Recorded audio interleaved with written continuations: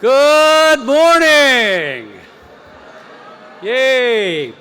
My name is Joe LaBarbera. It is my honor to serve as your MC for Convocation 2017.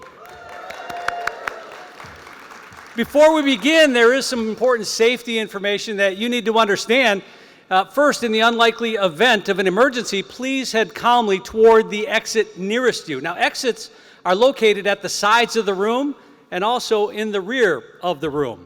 So please take a moment to familiarize yourself with the exit nearest you, keeping in mind the nearest exit may be behind you. And in the unlikely event of a water landing, your seat may be used as a flotation device.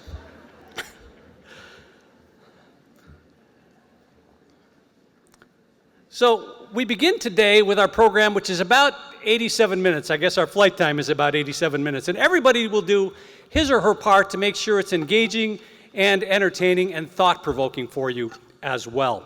Now, before bringing up our first speaker, we want you to just take a moment and ask yourself, do you really know the people around you? I mean, really know them. The people you interact with every day here at FSCJ. That includes people around you today. Now, you may know what their job is. You may even know what their name is, and not just because you peeked at their name tag when they sat down next to you. But do you really know the person? Because every person here today has a story. And this morning, you will hear some of those stories. Some you may know me as the Jeopardy host from Convocation last year. You might know me as a professor of speech.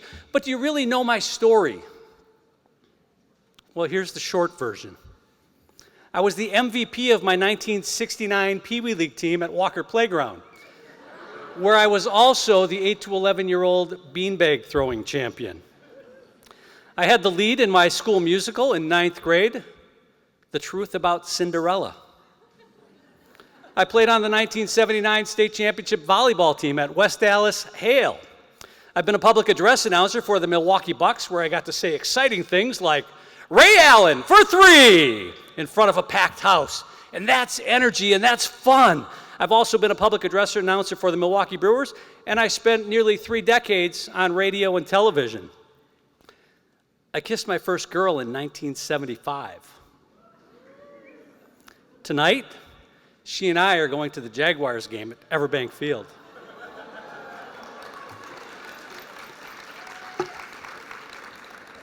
You want to know more? Just ask. I'll be happy to share my story with you. Everyone has a story, and today you are going to hear some of those stories. You'll hear from students, you'll hear from colleagues, and you will be hearing stories from your friends. And when the time is right, share your story with your coworkers, your friends, and your neighbors. Now, it's time for our first speaker, and I'm certain you know her name. I'm even more certain you know her title. Yesterday, she shared one of her stories with me and made me promise not to share it. Your secret is safe with me. Please welcome my favorite president of all time, Dr. Cynthia Biotto.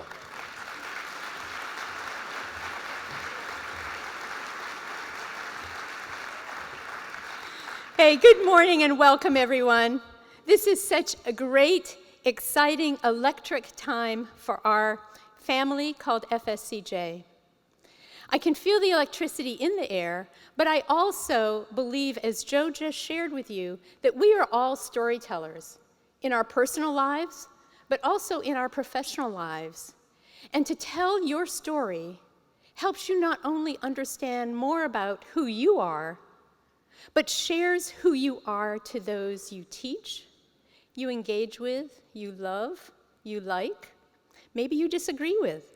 Sharing stories is what we are about at FSCJ, and I do believe the stories shared here today will touch your heart, but also, I believe, be a catalyst for how we engage with our students. It is meaningful work that we do here.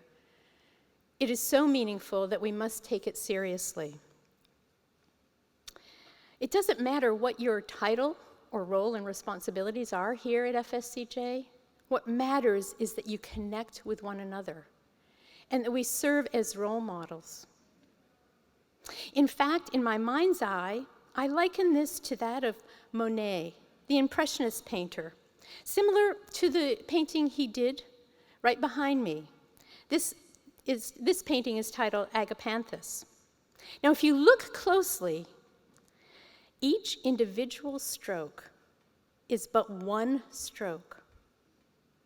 But it is one in a series of collaborative, connected strokes, yielding an absolutely magnificent masterpiece.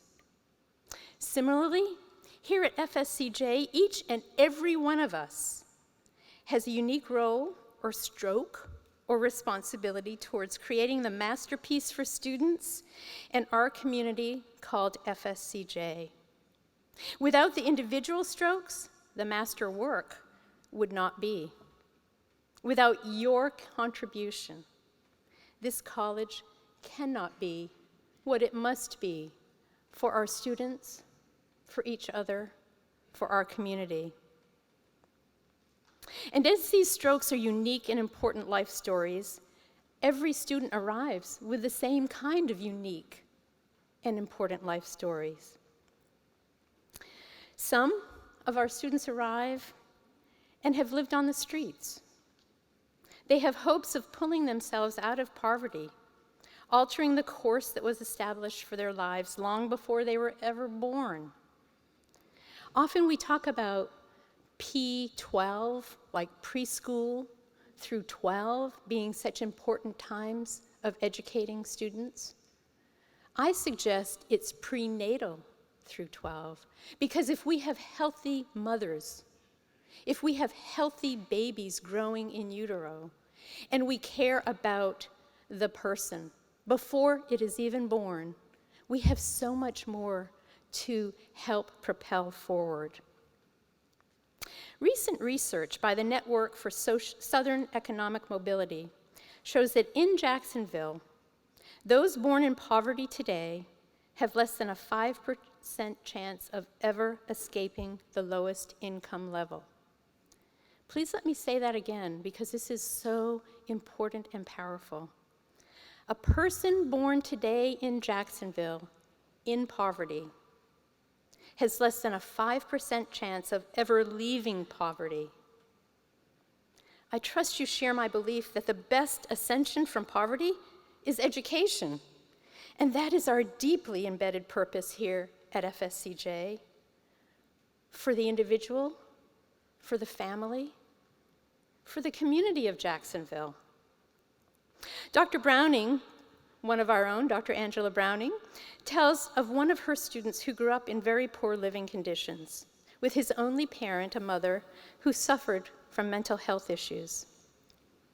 His mother was often unmotivated to take him to school, so to pass the time, he walked himself to the nearest library and absorbed as much knowledge as he could. As he became able to drive himself to school, he began to experience paralyzing anxiety, often leaving him unable to leave the security of his vehicle. Willing to get himself out of that car, and that was really hard work, changed his life forever. He attended FSCJ and worked towards earning a workforce certificate in one of our information technology programs. He believed that he selected the area of study that he would have the least human interaction with. However, after turning in the first writing assignment in his English composition class taught by Dr. Browning, she noticed this student's remarkable ability. It piqued her curiosity and spurred a tremendous series of events that has since transformed his life. He and many of the educators he came to know at FSCJ are now lifelong friends. He has achieved financial independence. He has gained confidence needed to go further than he ever imagined he was capable of. And all because one educator took the time to listen to a story and to put the pieces in place for movement forward. Another story I'll share with you is last week I went to South Campus with all of the masses of folks waiting to register and everyone working so hard. I wanted to go and see what I could do to help during the registration process. Now, I'm calling it assistance. Dr. Holland may have another name for it because, of course, when you come in and have great ideas without knowing what you're doing in terms of registering students, it causes great energy. Let me just leave it at that. So what I had most fun doing was going into the waiting area, and there were so many people sitting there, and just going up when I found an empty seat and introducing myself and asking them what they're waiting for. Why are you here? I found one duo, I came to learn it was a mother and son, who were waiting, and this was the third day of that week that they had come. And they had been waiting 3 hours to see one advisor that they had been told by one of our music faculty was the best advisor to help get this student where he needed to be. Carrie Stewart was that remarkable advisor. And when she finally was able to see them, and I saw them go into her office, I left and came back to my office, telling Dr. Holland, okay, I've made everything a mess. By the time I got back to my office, I had an email from this mother who shared with me that she and her son were there because her son was the first of 5 of her children to go off to college. Her son had lost his father in January, and she had lost her spouse. And they wanted to make sure that her son got the very best start at FSCJ and were willing to wait all of that time to make sure that they saw our best. Now, I would say any of our advisors, any of our faculty, any of our campus security, any of our business officers, everyone is the best. But I remind you that in the myriad of faces that we see when there are many, many people waiting for our assistance, every single person has a story that is unique and important, powerful, and one we must always, always take note of and help. Because these are our students. They are the faces of the institution. They are the brush strokes of our college. They are the why to our work. They are our purpose in being here every day. And we are not in this alone. We are backed by so many who believe in our institution's mission and purpose within the community. Some of those people have taken the time today to be with us, and I want to just take a moment and introduce our Board of Trustees, because I am very grateful that they have taken time out of their busy lives to share this extremely exciting moment of celebration with us. If you wouldn't mind standing as I call your name, and then once I've finished calling all of our trustees, if you would like to share your appreciation, I encourage you to do that. District Board of Trustees Chair Karen Bowling, Trustee Mike Bell, Trustee Latasha Fullwood, Trustee D. Hunt Hawkins, Vice Chair for Nassau County Candy Holloway, Trustee Tom Madonix, and our Vice Chair for Duval County, Trustee Mac McGee.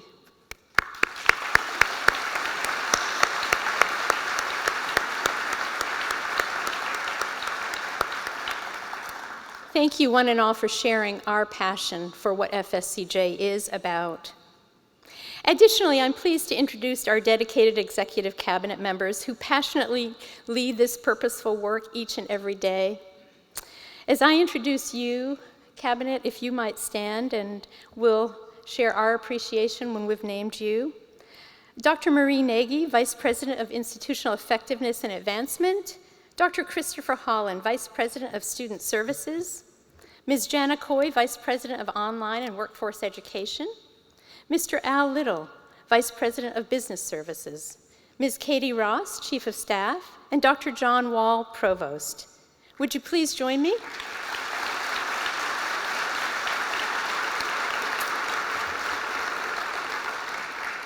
And I also want to take the opportunity to welcome this year's new Presidential Fellow.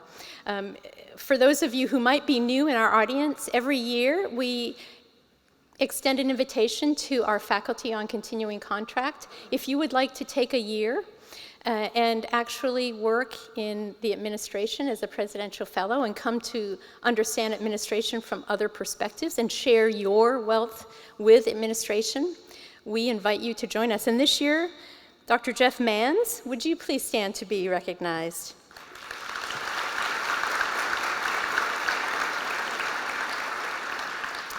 As we look forward into our new year together, I think it's critical to weave where we have been as a college over the past few years to demonstrate how our collective efforts have led us to this point.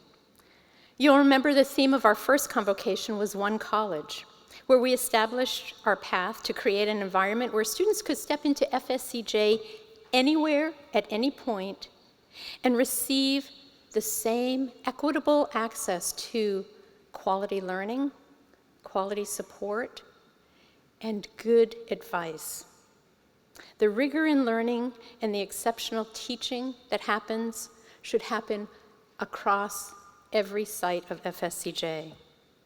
We set the stage for the selection and implementation of our new ERP to provide better capability in our business and student processes, giving us far more transparency for anyone to look at data, not just a few in certain offices. We want anyone in our community, internal or external, to have access to our data as we look and track our progress towards student success and all that we do here.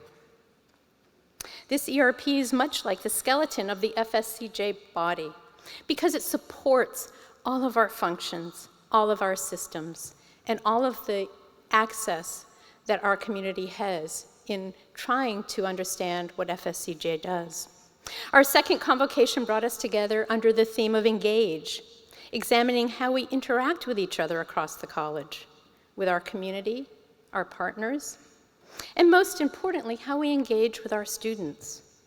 We constructed new resources aimed at providing more holistic student support, including academic success and coaching in the first-year experience. Within this work, Student Services underwent a strategic reimagination process that focused on building a structure that would allow for enhanced equity for students in student-facing advising and the same consistent advising across all campuses. Our student services I look at is much like the flesh of the FSCJ body. And then last year's theme, creative collaboration. You'll remember the wonderful keynote presentation we had by Ms. Cheryl Wilson. Built upon the work of our last 2 years, bringing the cross-pollination of ideas and learning to occur along the creation of academic schools and purposeful leadership to enhance academic excellence focused on disciplines as opposed to geography. Why? Because this allows our faculty teaching in like disciplines to work with each other. Regardless of where you teach, what campus or center you teach on, we want you to have the collegiality and support of faculty who also teach in your same discipline and have the same consistent academic leadership. Indeed, the teaching, learning, and support that we are bringing together, I believe, is the heart of FSCJ. So we have the skeleton, we have the flesh, and we have the heart. And that brings us to where we are today. Looking forward today into our new year, this convocation theme of Achieve at FSCJ, we are braiding and plaiting the work of the past and going forward in stability and comfort in knowing that we have all the pieces in place. We are where we need to go to propel our student success work forward. The work we have done is now complemented with our engagement with Achieving the Dream, this national elite network of community colleges focused upon student success. Support each other in that, sharing best practices, promising practices, and using data to inform. We say we're doing it here for this outcome. Does the data show that it makes sense? Are we getting where we want to get? So this kind of self-assessment and capacity building allows us valuable tools through Achieving the Dream to help pinpoint areas of strength while also drawing attention to opportunities for growth and improvement. This proficiency building work is woven into everything we do. It's not another layer of more things we have to do. Rather, it's how we are informing and organizing our work together. On the screen, you'll notice a list of faculty and staff who have been integral in bringing. Wow, so remember those people I spoke with? Here's just a thought for you. As soon as the doors opened, there were a group of people who were standing in line to get the very back row seats. So I went up to give them a hard time, and I said, "You'll never see what's on the screen." And they said, "Well, we're farsighted, so we can." Would one of you read the list of the names?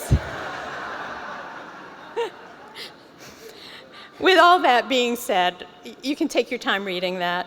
I want to specifically thank those who led our efforts to this point: Dr. Angela Browning, Dr. Marie Nagy, Dr. Carrie Henderson, Dr. Chris Holland, Professor Cheryl Schmidt, Al Little, Jana Coy, Dr. John Wall, and Dr. John Woodward.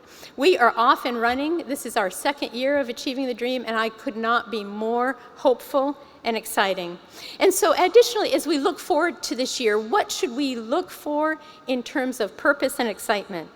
We will have the first cohort of students supported by the FSCJ Promise, through which we promise to create a debt-free pathway for college completion. Those who are underserved economically in our community are coming as part of the FSCJ Promise. It's exciting to note, first and foremost, that FSCJ was the first college in our state to create a Promise program. There are other states where this has been incorporated and initiated, but we are the first in Florida, and this year we have more than 300 students taking advantage of the FSCJ Promise, which is pretty remarkable when you think about we rolled this out to the media and the public in late March, and we are able to start 300 students who are graduates of Duval and Nassau County, first-time college-going, full-time college-going students here this August. Very, very exciting.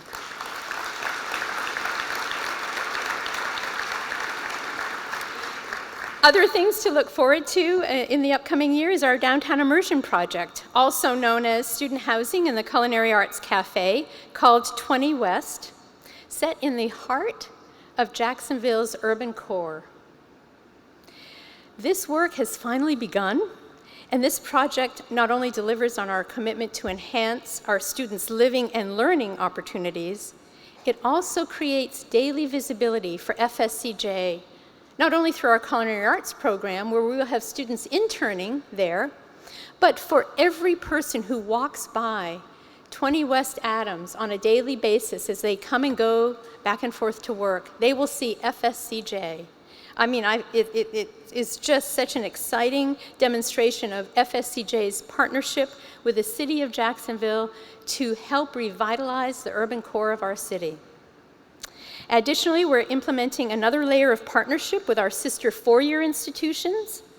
You've heard about the University of North Florida and our UNF Connect program. This is a program that was put together after much work and engagement. President Delaney first came to me and said, "Would you be willing to have a Connect program?" As we at UNF increase the requirements for admission to UNF, there are so many in our community that if given just the chance of starting at FSCJ and learning how to learn in college, learning how to achieve an Associate of Arts degree, we would then guarantee them admission to UNF. And so we kicked that off last spring as we began planning for this year.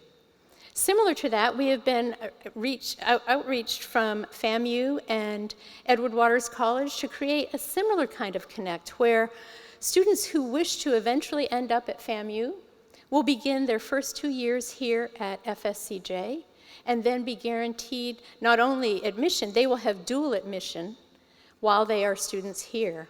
And Edward Waters is in conversations as well. So again, these pathways, not only from high school to FSCJ, but FSCJ to university. That's what we have to look forward to, and you'll be seeing celebrations of those kinds of wonderful, wonderful partnerships. Over the past year, the college has been fortunate enough to receive some remarkable grants. You all heard the frustration with our legislative session this year, and some things you do all that you can do, and they may not be the outcomes you would like. We're ready to go for the next legislative session as well, but there are some things we can do that we have a chance to have great success with, and we have one of the best grant writing teams, I believe, in the country in community colleges. Jennifer Peterson and her team, remarkable.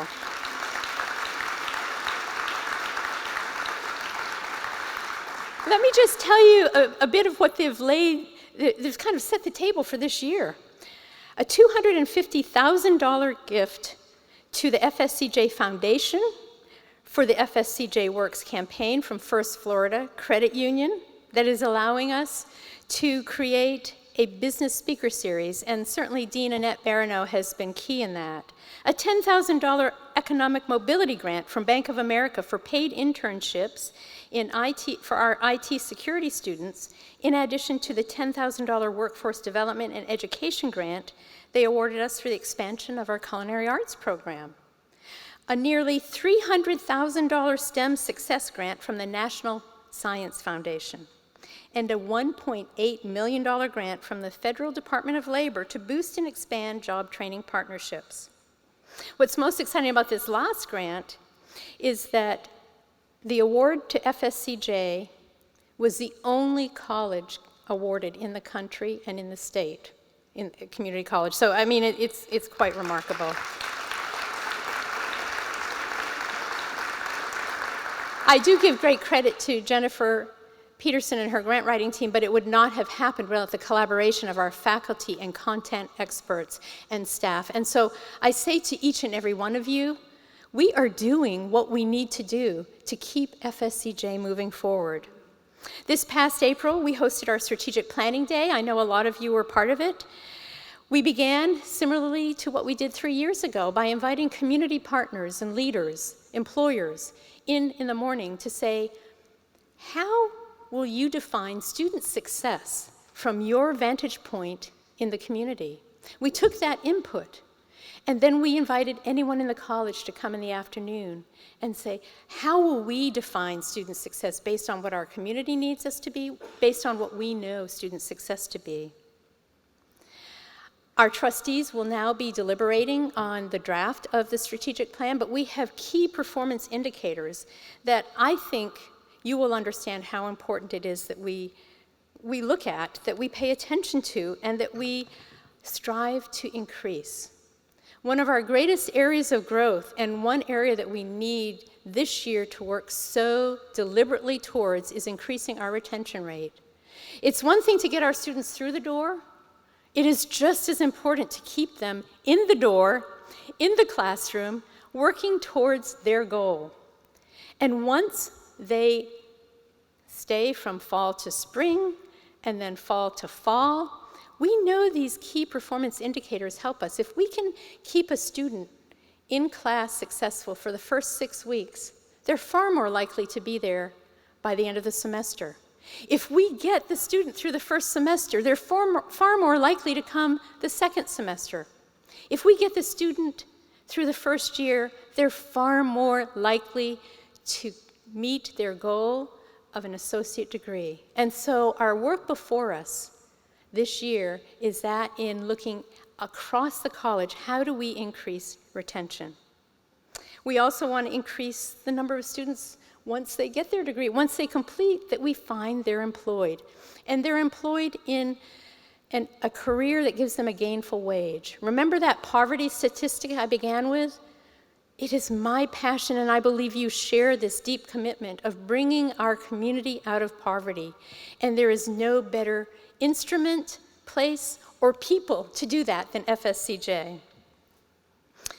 Now, as I close, I feel it very important that I share with you our collective values as an institution of higher education and as unique to FSCJ. For those of you who were here during the first convocation, you remember that we crafted what are the values that define FSCJ.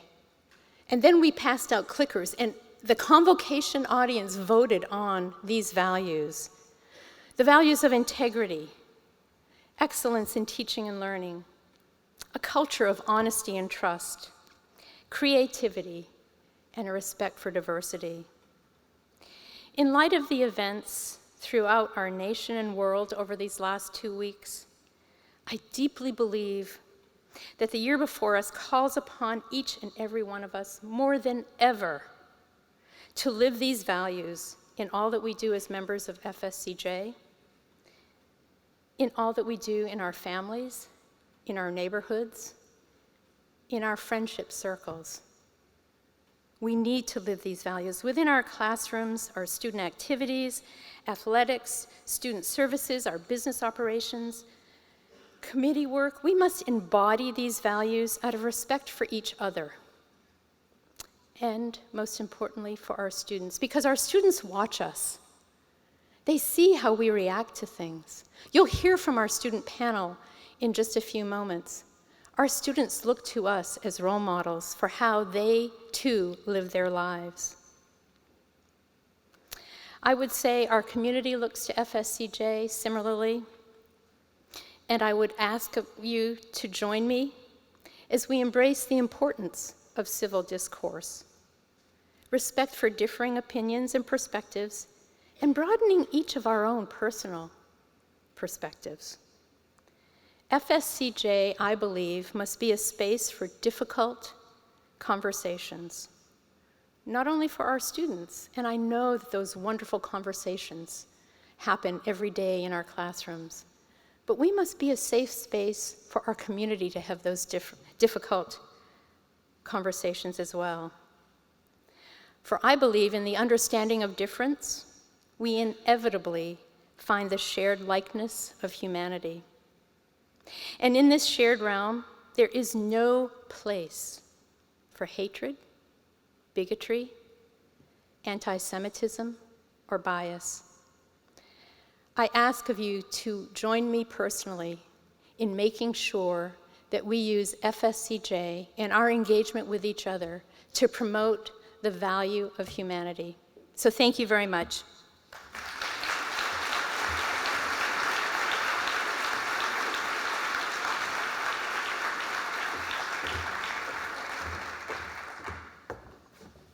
You know, every semester I show Dr. Biotto's picture to my classrooms and ask, who is this person? And now I know what the response is going to be. That lady from registration last week here at South Campus. Next up, we're going to hear from another one of those very talented people here at FSCJ who also has a great story. He's one of our unsung heroes here at FSCJ. When Albert Murr is not working his job as a highly respected FSCJ security officer, he's teaching music at our Cecil Center. Please join me in welcoming the very talented Albert Murr.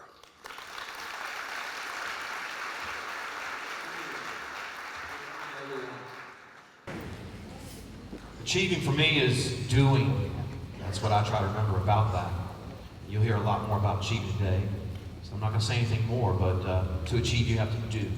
So just do it. The instruments and gadgetry you see around me is my setup for what's not normally called looping or live looping. Looping is a recording technology that allows you to record a piece, be it music, voice, whatever, and then seamlessly cycle it around. And it allows you to build on that idea, layer it, etc. So I'll give you an example.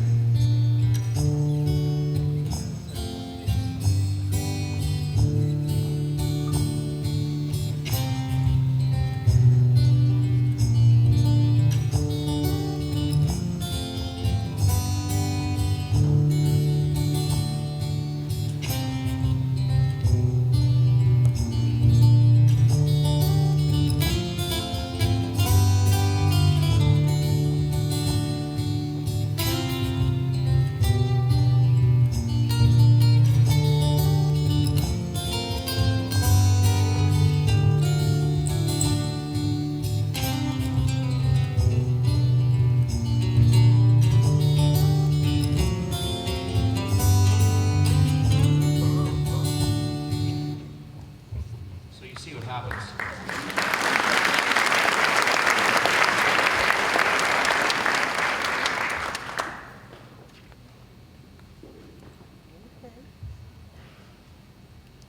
So you can take a simple musical idea and really go with it, right?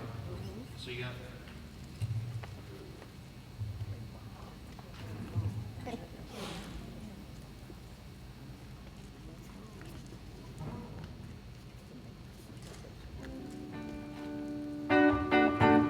so.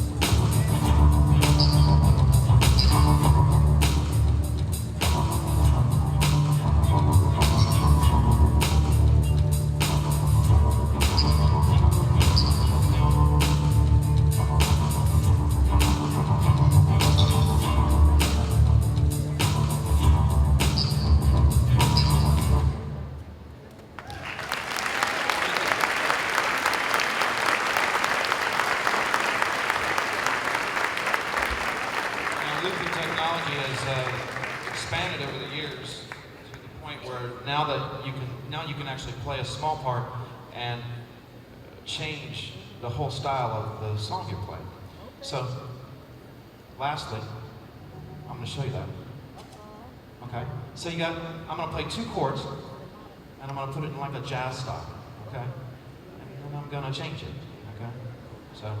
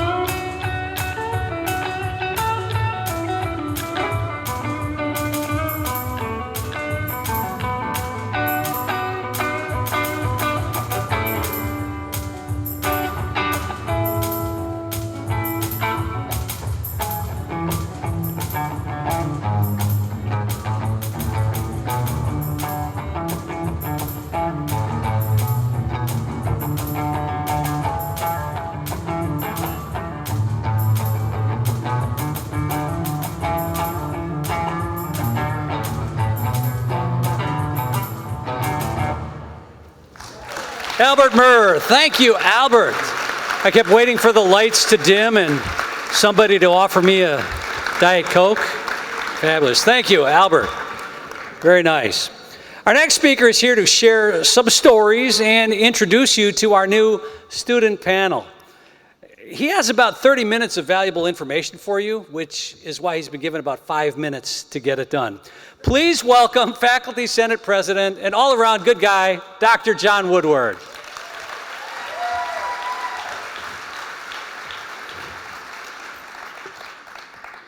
Hello. Can you hear me? Do I have to bend over, or can you hear me like this? Good. I have a story. I'll tell you a little bit of my story. I have never raised a hand against Amber Heard. Some of you got that. There you go. So that'll take a little while to bubble up. Thank you. So first of all, I would like to begin by thanking the Convocation Committee for working over the summer to prepare for our meeting today. I would also like to thank Drs. Biotto, Wall, and Browning for their efforts throughout the year. As we began our Achieving the Dream project in earnest last fall and spring, one of the things that we realized was that while we are an essential part of the Jacksonville community and are responsible for changing the lives of tens of thousands of students every year, we focus much energy on where we need to improve rather than recognizing and prizing where we excel. And while constant improvement is something that all of us in academics recognize and work at, what is too often missing is an honest recognition of the very real effect we as an institution and as a faculty have on our students and the opportunities for betterment we offer to students from all walks of life. One of the better exercises we have engaged in with achieving the dream is attempting to think through what success means when it comes to our students or even our institution. I think it is an ongoing conversation and not a set goal we can achieve. What does success mean in our classroom? What does it mean outside of the classroom? What does it mean in the workforce or at the university? I think we all know that this is an ongoing conversation in academics across the country and not an endpoint. It is a Socratic dialectic. Thank you, yes. We work to get closer to some semblance of the good that is just as evanescent or impermanent as our friends in Tallahassee would have it be. In the end, there is no ending. The dialectic, in other words, has to always take into consideration the very real existence of our students in a world that is often hostile to education and hostile to intellectualism. As your handouts show, too, our students have a world outside of the classroom that drives them to us in the search for truth and betterment, and hurdles over which they have to leap in order to get to us. And we are the institution that provides truth and betterment. We can seek to change that world outside of the institution, but it is outside of our direct influence. We must recognize it as a boundary we wish to push. All of this to say that the conversation about student success is not over and not even settled between our various academic disciplines, technical fields, or bachelor's degrees. Yet the consideration of it alone pushes us closer to the good. I think it is also essential to recognize that just as there is a value-stricken distinction in some of the social sciences between qualitative and quantitative data, so there is a value-stricken distinction in education. That which we have left out of many of our discussions about our data is context and a discussion about the qualitative impacts we have on students. When data is carefully discussed, as we do now with the wonderful work of Dr. Carrie Henderson and her team, then we begin to paint an accurate picture of how we can improve and an accurate picture of the very real good we offer to the community and to our students. Even when enrollment is down, we are important. Even when the numbers are stacked against us, we are vital to our community. Even when outside forces question our purpose, we are aware of the lives we have altered for the better. My purpose here today is fourfold. I'm here to help introduce the student panel. I also wish to remind us all that these students represent an infinitesimal slice of a much larger whole of tens of thousands of students whose lives we have positively affected. My purpose is to remind us, too, that the academic rigor of our institution is sacrosanct and that rigor is unaffected by careful attention to the demands our students face outside of the classroom and are able to overcome. Finally, I wish to remind us all, especially after a very difficult summer, that while we do have many processes that need improvement, that no matter what metrics our friends in Tallahassee develop, we are a net positive to the community of Jacksonville, and we are deeply valued for that. Why, thank you. With that, I turn the floor over to Miss Elise Howard for the Horowitz, stumbling over my own writing here. Miss Elise Horowitz for the introduction to the student panel. But as a parting word, I would like to thank everyone in Student Services for their work over the summer to get us back on our feet. Elise represents Student Services today, and I would like to thank her and her compatriots for partnering with the faculty to provide a better college experience for our students. Elise, if you will. Thank you.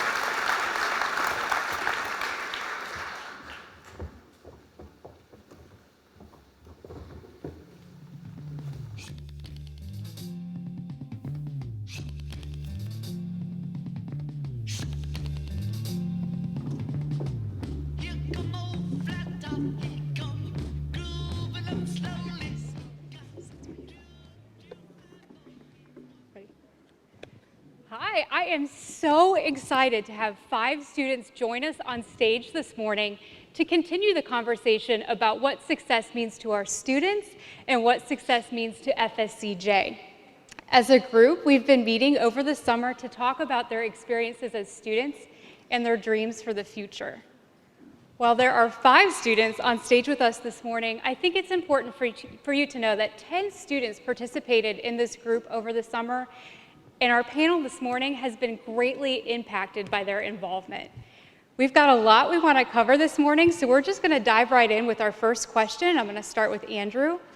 Andrew, please tell us your name, how long you've attended FSCJ, what you're studying, and one thing you'd like for us to know about you. Good morning. So my name is Andrew. I'm a first-year student at FSCJ. I'm in the physical therapist assistant program. And one thing that many people wouldn't know is that the inpatient acute care hospital that I used to work for, one of the outpatient physical therapists was a pastor, and he would open up our monthly staff meeting with prayer. So when they found out that I played guitar and sang, then I started opening up our staff meetings with song. Awesome, thanks. My name is Katie Torbach, and I have collectively gone to FSCJ now for 3 years. I achieved my AA here, and now I'm working towards my business degree. And one thing you wouldn't know about me is that I am a 2-time combat veteran with extreme PTSD.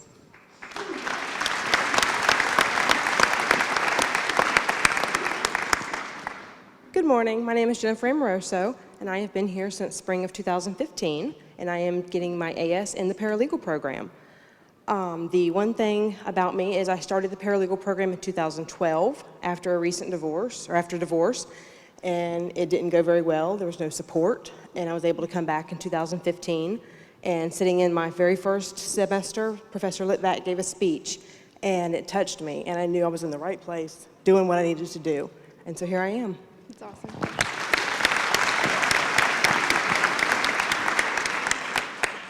Hi, my name is Mark Duda. I'm in the biomedical engineering program, and I started last spring. And I am a returning student. I am a father and also a grandfather.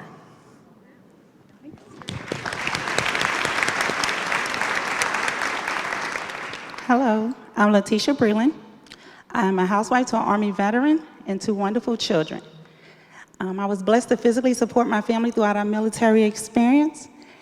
However, after that, I decided to come back and reinvent myself, and I received my associate's degree here at FSCJ, and I am now in my last term of the Human Services program. Thank you. Remember you got that mic too. Yeah. We've talked a lot over the summer about how your program of study is impacted by experiences both in the classroom and outside the classroom. Jennifer, can you talk a little bit about an experience you had outside the classroom? Yes, I am a member of the LSA board, which is the Legal Studies Association, and we were able to go to Washington, D.C. last year and take 13 fellow students. Professor Litvak and Professor Martino graciously went with us and gave up their time, and we very much appreciate that. We were able to visit the Supreme Court, see oral arguments.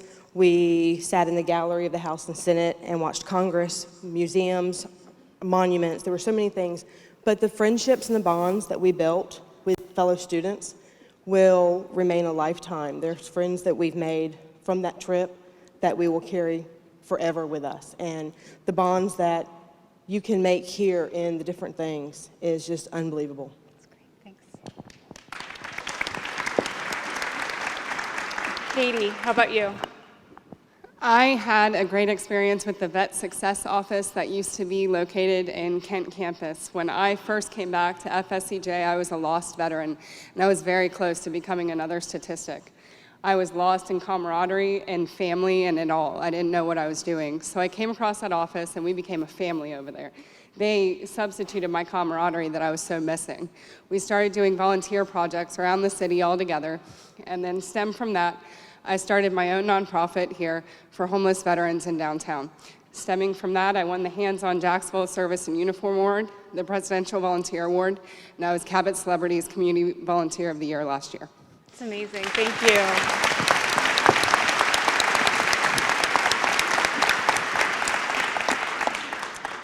Letitia, can you talk about an experience you had inside the classroom that has shaped you? Absolutely. While in the Human Services program, I was able to experience the amazing work of 2 great professors. One semester, we had the student who was dealing with the tragedy and loss of her granddaughter due to senseless gun violence, and Dr. Ford and Professor Webster was there for this student at the beginning of her painful process, not only academically, but physically and emotionally. They went above and beyond a call of duty, and they attended the home and services for this family. That was something I'll never forget. These two empowering professors was not just, I feel like this is not just their passion, but just their purpose. Thanks to them, I had the opportunity to learn and observe what this program was all about. And as I excel, I aspire to follow in their footsteps. That's awesome. Thank you.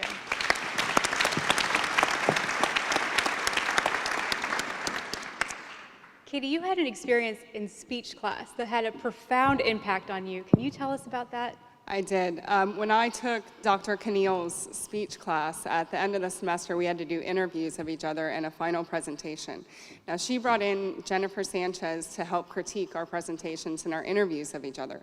What I didn't realize is I had left the military, but the military did not leave me. I was very stoic. I was very unbecoming of anybody that wanted to talk to me. And so she made me realize that I couldn't be as militaristic in public speaking or anything like that. I go to City Hall a lot and I advocate for homeless veterans. And she taught me that I had to speak with people, not at them. Because in the military, that's what we do. We speak at our soldiers. But in civilian life, we have to speak with people. And she taught me that, and it changed not only my professional life, but my life as a student as well, and able to listen to professors. Thank you.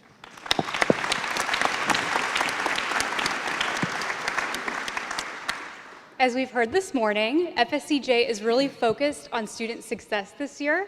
Andrew, on a personal level, what does student success mean to you? I thought about 3 different traits and characteristics that I felt were very appropriate in describing that. So I thought that optimism, dedication, and perseverance are all 3 very important traits. With optimism, you see the positive in everything, and you know that if there's any negative thoughts or actions or situations that can arise, and you can achieve a goal that you set for yourself. With dedication, I look at that as being wholly and 100% committed and devoted to a goal that you set for yourself or a cause. And also knowing that with that dedication, that if there's any kind of obstacle that you might encounter, that if you are fully dedicated, that you can overcome that to achieve the set goal that you have. And finally, I looked at perseverance, and I looked at perseverance as kind of an accumulation of the other traits. Not giving up, not quitting in your life, no matter what obstacles or barriers are in your way. And those previous obstacles are going to come about, and they're going to cause people to have doubt and self-defeat. But if you continue to have inner strength and you continue to persevere, and you know that the goal that you set is attainable, then you can achieve that goal. Thank you. And I also have, I found 2 quotes recently that I thought were really applicable as well. So one was from Thomas Edison, and he said that many of the failures in life are from people that gave up when they didn't realize how close to success they were. And then I thought a really good follow-up quote to that was that many of the accomplishments that have been made in the world are from people that did not give up even in the face of defeat and when they thought that there was no hope at all. Thank you.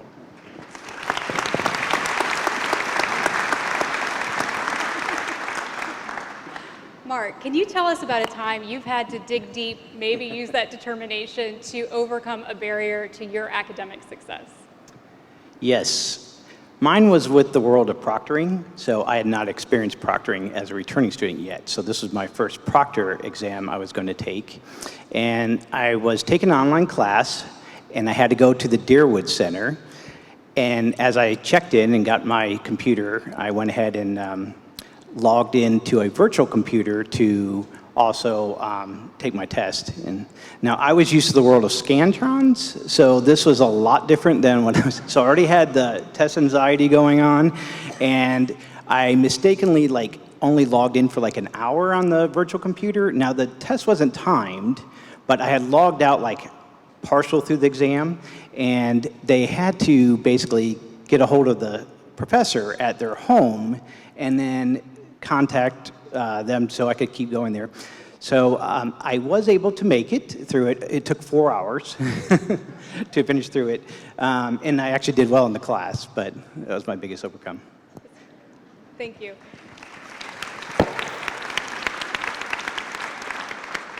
What you maybe don't see right now is over the summer, when Mark would talk about this experience, all the students in the room would be nodding their heads. And so it was a great reminder that sometimes something that seems so simple, just taking a test, can really involve a lot of frustration and uncertainty. And so I commend you for kind of moving past that and still doing well in the class.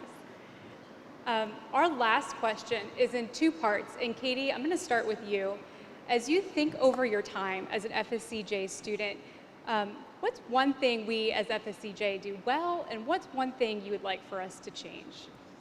I think that FSCJ does very well in professors connecting with their students. Every time I've had a professor take a vested interest in what I'm interested in, I have succeeded in their class. Not only have I succeeded in their class, I've succeeded outside of the classroom because I tend to listen more to people who take vested interest in my interests. The one thing that I would change about FSCJ is bring back the Vet Success Office. It saved my life. It saved my life.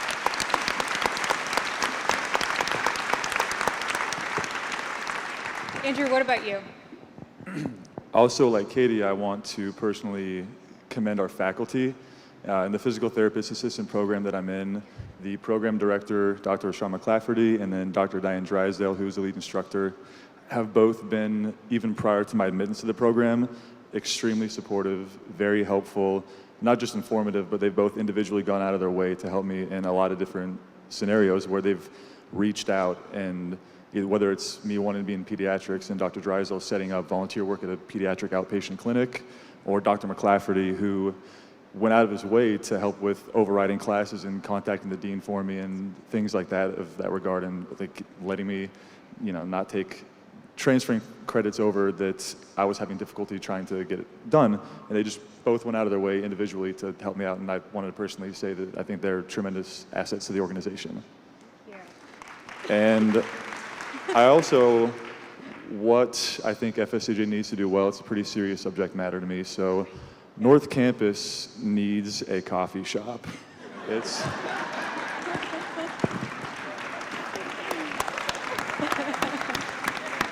We got standing ovation. Jennifer, what about you? What's one thing we do well, and what's one thing you would hope we could change or improve? One thing that the college does well is in regards to their business office and financial aid office. For students who have financial aid or on scholarships, if there's a question that needs to be answered, there's someone always there to answer your question. Personally, I've had many calls back, emails back, constant updates. This is when the money is going to be released, so just wanted to let you know. The constant contact with the employees in those offices is crucial for the students to know where things are, and that's phenomenal. The one thing that I would like to see changed is if you have the financial aid or the scholarship money coming, if they could release a portion of it for your book vouchers. That way we could go ahead and purchase books before the class starts, so we're not showing up for class first day with no books and feeling like we're behind everybody else. But that's all. Yeah.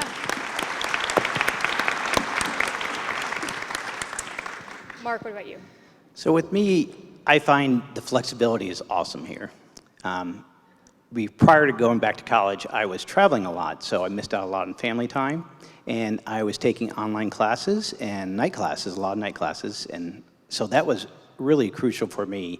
I have the ability to also volunteer. I have a daughter that is in marching band, a junior, so I call her Tiny Tuba because she's 4'11" and plays an instrument that's like 2/3 of her size. But I can volunteer on Saturdays to do that and still be part of my degree and working towards that. What I would like an improvement on would be taking a lot of those night classes or evening classes.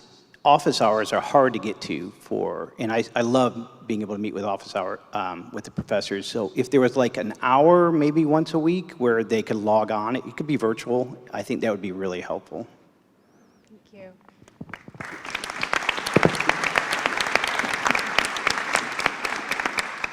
Letitia, do you have anything you'd like to add? Well, yes, there's always room for improvement, but my experience here at FSCJ has been amazing. So I say FSCJ works, and continue doing what you're doing.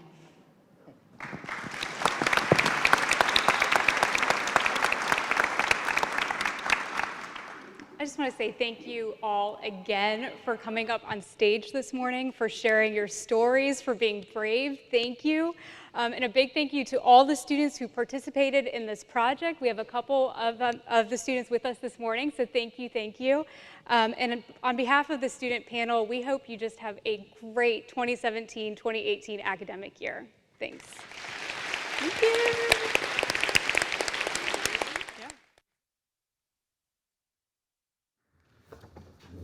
Elise Horwitz, Dr. John Woodward, fabulous student panel. Thank you so much, and some really great and very inspirational stories.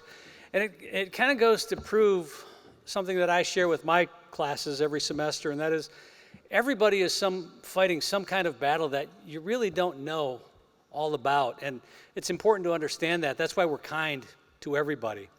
And Andrew, I have this shoulder thing. If you're the physical therapy guy, maybe we could talk afterwards. It's now time for our keynote speaker. Dr. Rebecca Reeder is honored to serve as a professor of sociology here at FSCJ. She takes great pride in watching her students and her colleagues succeed. She has 3 four-legged children. They are Dr. Pepper, Doc Watson, and I learned yesterday, the newest member, Dr. Quinn, medicine woman. She is loyal and she is passionate, and today she is sharing that passion with you. Please welcome our keynote speaker for Convocation 2017, Dr. Rebecca Reeder.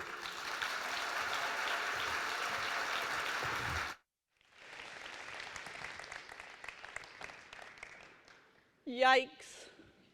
When I gave this proposal, I didn't think I'd actually have to be the one to do it. So I am utterly terrified because I look out here and I see my friends, I see my heroes, I see my role models, and I see my family. And I mean every word of that. This to me is the place that I was supposed to be. So as I go along here, I'm going to share some of my story, but also share some statistics of community colleges, and don't think you are getting out of work. I am the part of this session that you are going to have to work for. In all of your programs, there is a lovely index card that you probably threw down saying, why in the world did they put an index card in my program? None of you have green ones, those are just mine. But those are going to matter in a minute. And yes, I did handwrite every inspirational phrase on those index cards. Yes. They asked me yesterday, I told them it took 4 Little League World Series games and an episode of Big Brother. So it is there. So I have a PowerPoint. As I said, I am scared to death right now, but I look up to Georgia O'Keeffe, who said, I've been absolutely terrified every minute of my life, and I've never let it keep me from doing a single thing I wanted to do. So here I am in front of all of you. I hope that I don't let those that have taken a vested interest in me down.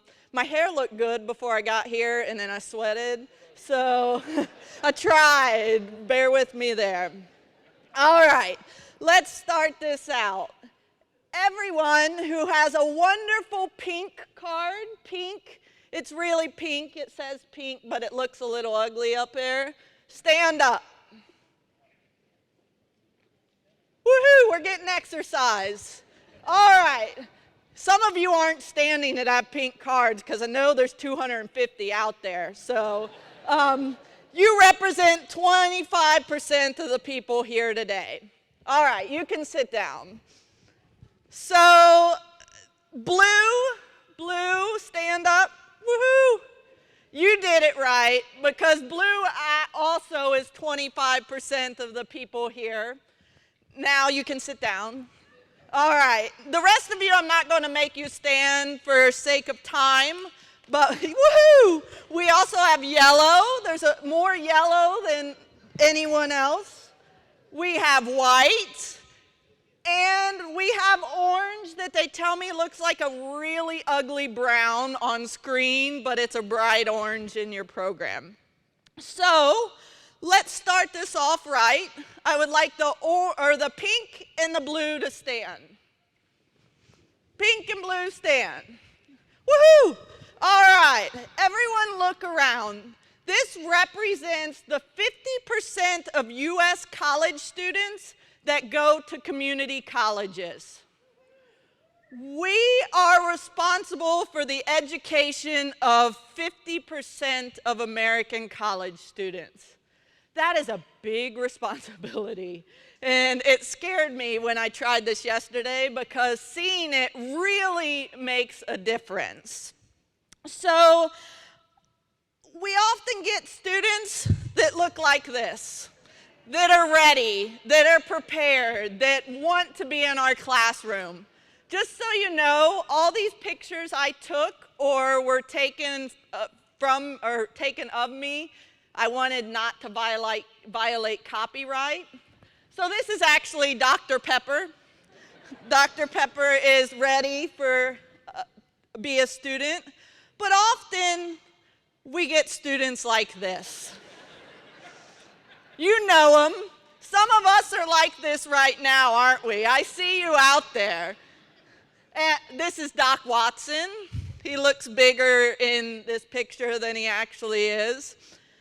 So now I would like for the yellow cards, nobody sit down, nobody sit down. Yellow cards, stand up and join them. We are now the 80% of community college students that expect to get some credential or degree once they start college. 80%, that's nearly all of us in here. We do a remarkable job at that already. I learned that our fire and safety graduate 98% almost of those that come into their program. That is amazing to me. That is far beyond what is expected by students, yet alone what really happens in community colleges. All right, so often our students come in, that's who's standing now, often our students come in shooting for great heights. As I told you, I'm terrified of things. I'm afraid of heights, and that is me up there. So I did it anyway. But oftentimes, those students reaching for great heights get stuck on a ledge. That's me too, I got stuck on the ledge. I eventually made it up. Sorry, I'm telling my story through these pictures. So now, if all with the blue and pink can sit down, we just have yellow standing. You represent the 1/3 of our community college students that wish to transfer to a 4-year college after they come through the community college level.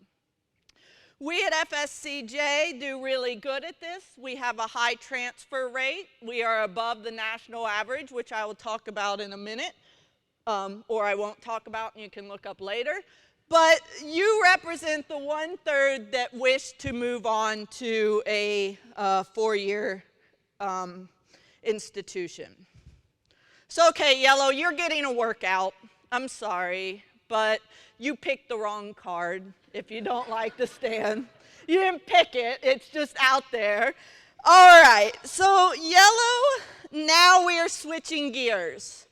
Everyone look around.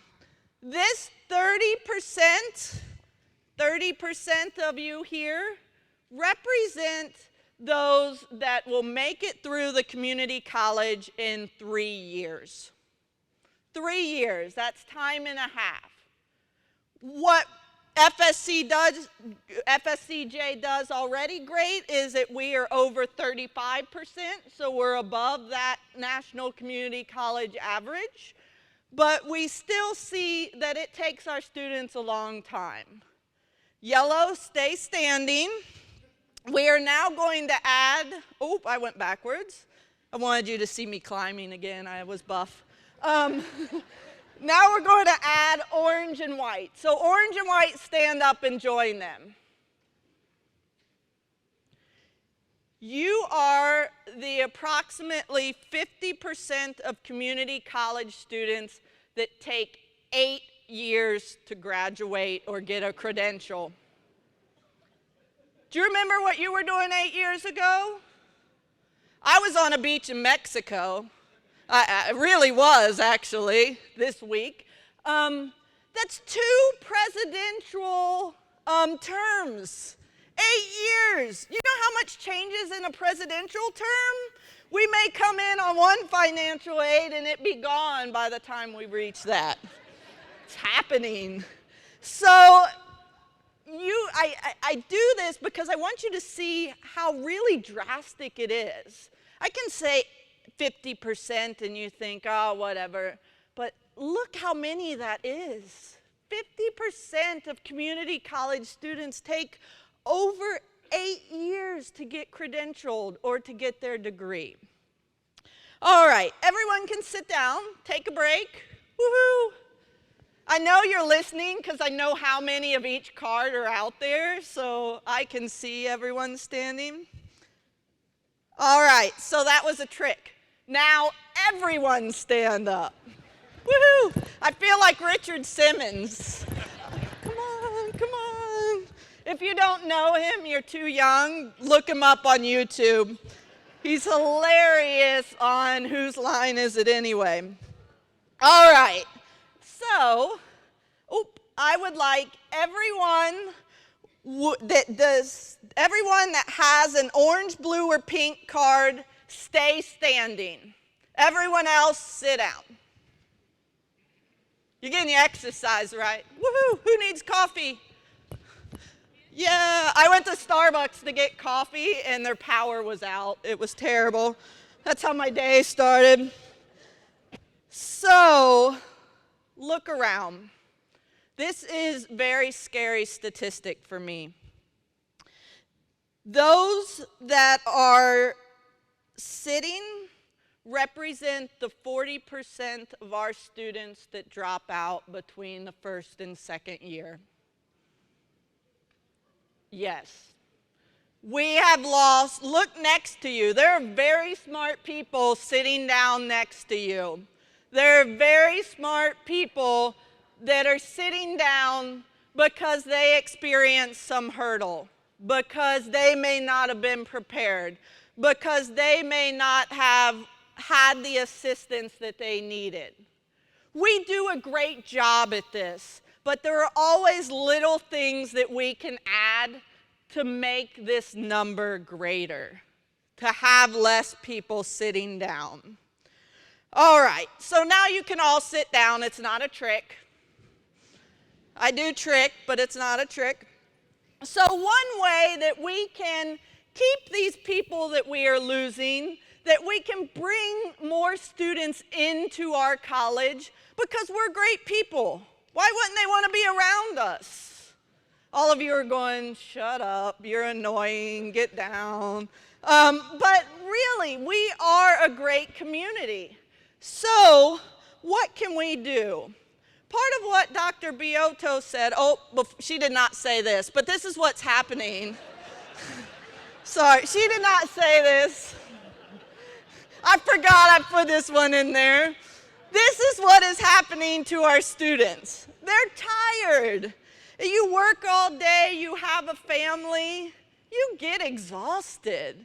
So we're losing a lot of our students because they're just tired. So what Dr. Biotto was talking about is our new participation in Achieve the Dream. We are reaching for these great sunsets. We want our students to ride off in the happy ending of the movie. Now, I don't know about you. I've only been here 2.5 years, and I don't think I understand anything at FSCJ if we do not make it an acronym. You know what I'm talking about. I'm still trying to learn some of them that have long gone. So here we go, ATD, Achieving the Dream. I'm going to patent that. That's also Doc Watson. They were my models. So we have, what ATD does is it addresses not only the entire college community, but also the vulnerable populations. Those first-generation college students, those minorities, those individuals that are coming back after years of being away.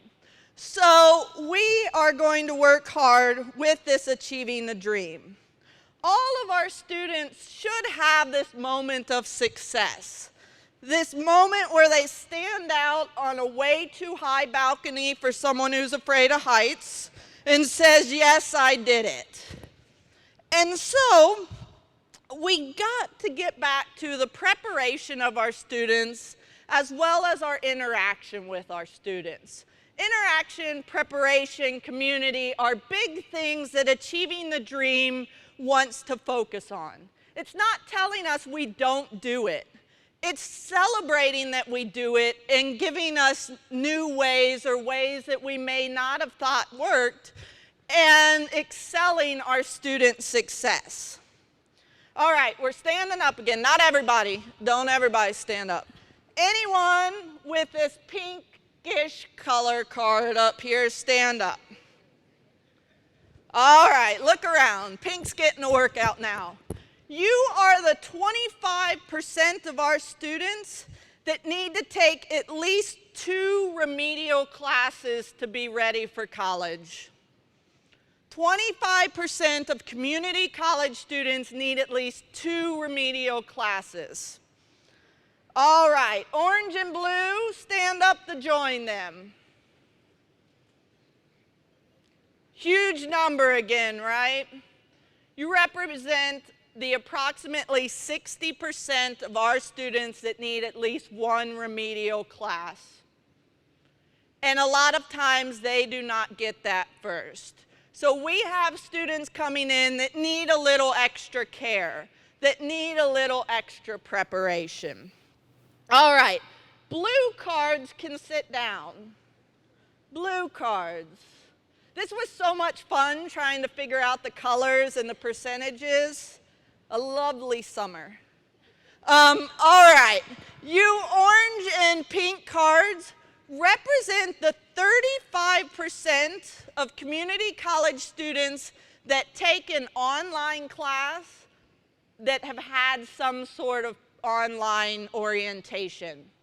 61% of community college students take an online class and only 35% have some orientation to online teaching. We do a great job of that here, but as professors of online teaching, we need to realize that and maybe give a little feedback in the beginning so that our students can be nurtured through this. I don't want you to coddle them by any means, but we can offer some little extra help that won't take any more time that will help these students succeed.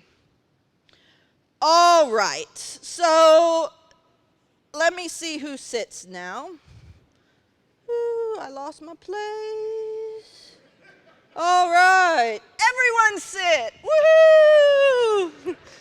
I gotta make sure my statistics match up. All right, so now we come to some other obstacles that our students have. This is a wonderful work study student at Deerwood's Resource Center. Originally, I had people holding the cards, but they didn't come out on up there, so we needed the big colors. But she works. So if all of the blue and pink could stand again, yay! I'm so excited about this, it's working. All right, you represent the 50% of community college students that work. I don't know about you, but I have a hard time doing anything once I'm done with a day of work. 50% of our students are coming to our classes after that. Woo!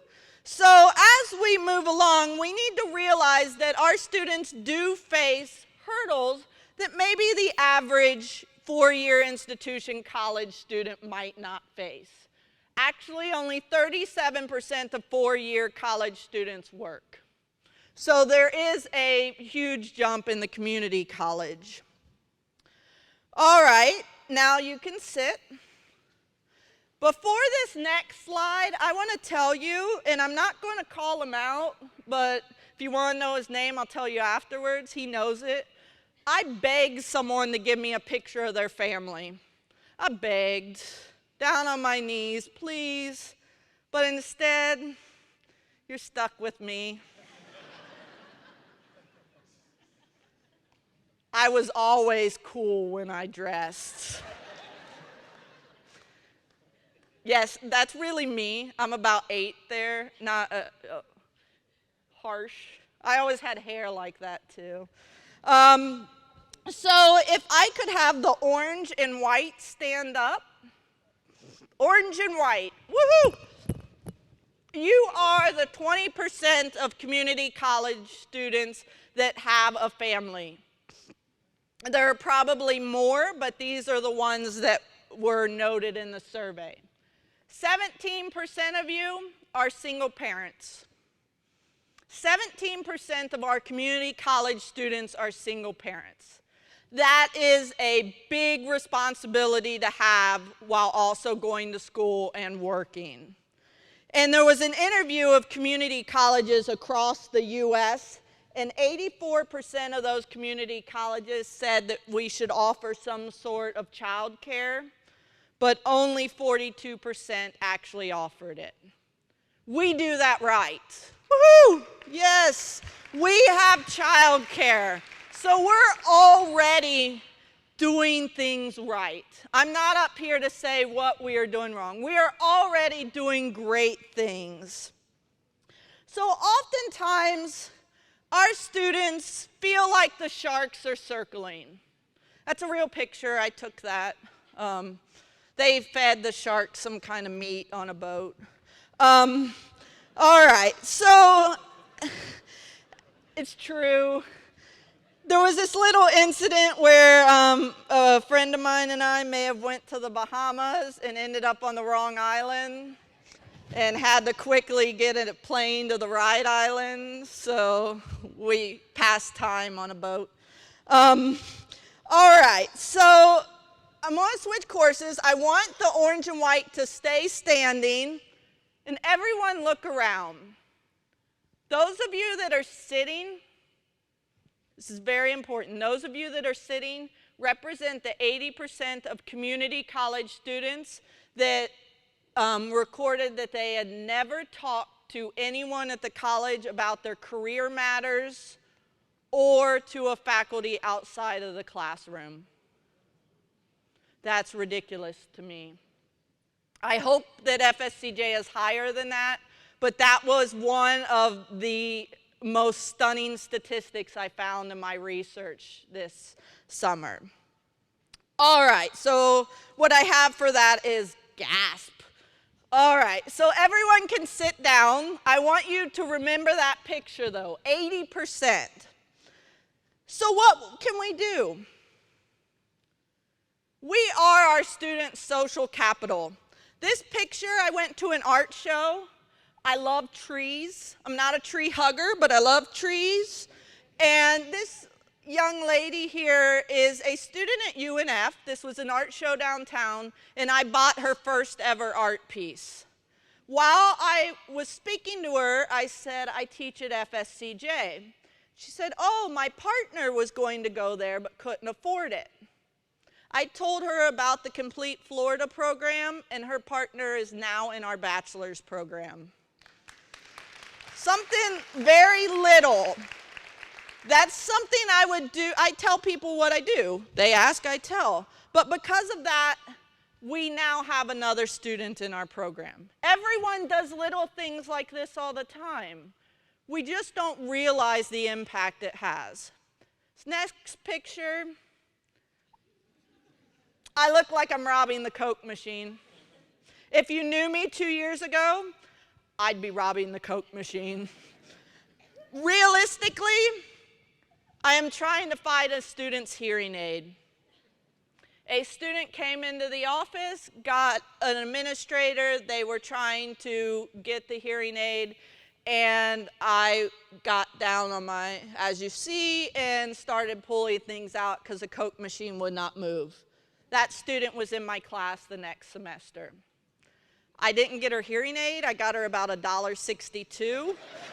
So I tried. I let her keep the change. So what we think about here, and one of my major points, is that we need to have a sense of caring. We need to have this mindfulness of what's going on around us. And it's not just mindfulness for the students. We get exhausted. Administrators, staff, faculty, they wear us out. You know it. You all go home and be like, oh my God, I got to get up for work tomorrow. And it's only 2 p.m. You're like, oh no. So we all want to feel this sense of serenity, this sense of being. And there are many ways we can do it. With yoga, there were 3 of us from FSCJ on the Yoga Studios flyer. Woohoo! It has since gone bankrupt. Not sure if it was because of us, but let's hope not. So you can do it with yoga. You can do it with eating right. This is what happens in my refrigerator if you can't read it. Crisper drawers where vegetables go to die. And this picture, this is a real picture. I'm out kayaking with 2 people that work here and another 2 people. And they're like, smile for the camera. So there I am. Woohoo, I'm kayaking. My colleague's stuck in the tree behind me. It's true. She's just, we got her out. She's here today. So we need to be aware of those around us and realize that they may need our help. It is a big part of what we do. So I try to find humor in a situation, and then if you don't know, Snoopy is my thing. I have on Snoopy shoes. I'll show them to you later. One thing we need to do is build a sense of community. We have a lot of introverts. We are introverts. We need to unite. We need to come together. So whether it be in the new honors program, whether it be in our classrooms, we take our students to do things, whether it be volunteering together with our students, whether it be doing an intramural soccer game where they tricked me. I'm the only girl in there. If you look hard enough, I about died. Whether it be working with colleagues on the next authors program, the author series, whether it be wearing jeans for a cause. We have to build this sense of community. This is a group of us that went to see a speaker at the Florida Theater. Our first place bowling team, woohoo! Celebrating at the Y Games. Our 5K participants, we all finished. And here we go. We need to bridge that terrible gap that really doesn't exist, but we all think does, between our faculty and staff. We're all out for the same cause. Oh, I'm going backwards. All right, so here are just some photos. Poor Jay's not here. Don't tell him I put this in there. And we're all shooting for the same goal. We all want that success. So we have one more interactive thing to do, and they're telling me it's close to time, so I better get to it. Listen very carefully. Anyone that has an orange card with a star on it. Oh, check your orange cards. Yoo-hoo! There's 10 of you. You're supposed to stand, yes. All right. So what I want, one of the largest predictors of student success is to feel connected to at least 2 people at the campus. Staff, administrators, student success, faculty. You saw that 80% of the students did not have any connection outside the classroom. So what I want you to do is reach out and touch two people. Don't really touch them. There's laws against that. There are laws that act like you are touching two people. Any two. All right. You are speaking to a student in the hallway. So those two people that were touched, stand up. Join those who touched you or acted like they touched you. Now, everyone who's standing up, reach out and touch two more people who are sitting. And you stand up. You are the people who help someone in student success. Now let's do it again. Everyone that's standing, reach out and touch two more people. And let's keep this momentum going. We should all be reaching out and touching people.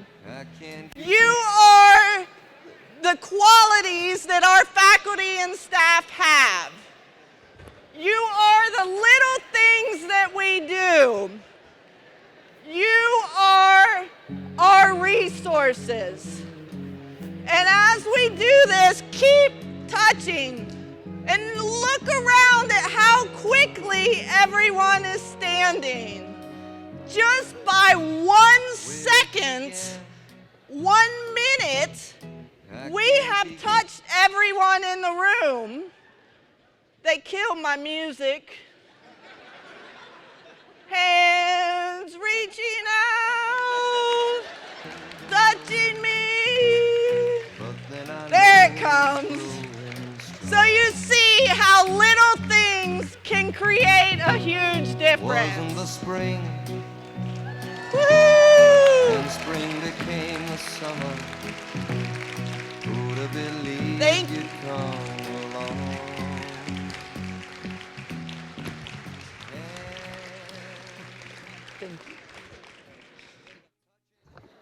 Dr. Reeder, thank you. Phenomenal.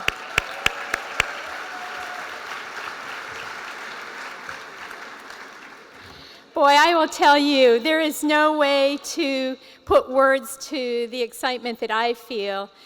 Being blessed, quite frankly, with people who we work with in one area, to only know our campus security officer is that talented musically, or that our sociology professor is that brilliant for comedy club. I mean, really. Harvey Slentz, you have competition. Or to think that our MC teaches. I mean, can you imagine taking a course with Joe? Remarkable. And so this celebration this morning of all that is good, all that is right, and all that we need to do at FSCJ, I hope you have a sense of heart, energy, and soul. And for all of those who worked all summer long creating this wonderful occasion, could the Convocation Committee please stand? We need to thank you too.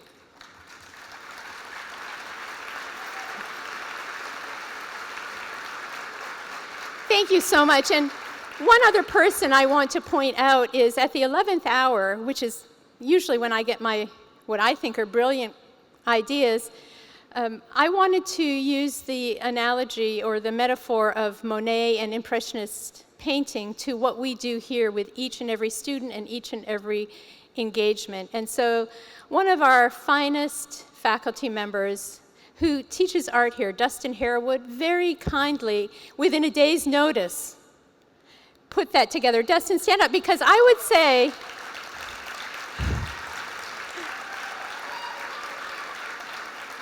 this is what I want to say, Dustin. I believe you are our own Monet of FSCJ. So thank you very much. And to everyone, let us go forward in achieving the dream for our students, but also achieving the dream for each other. We are so important to our community, to our country, and to our world. I believe that with all my heart and soul. I would say to you, this will be our grandest year ever, because we are together, we are working as one. We know how important our work is. And so, to us all, thank you, and let us achieve. Goodbye.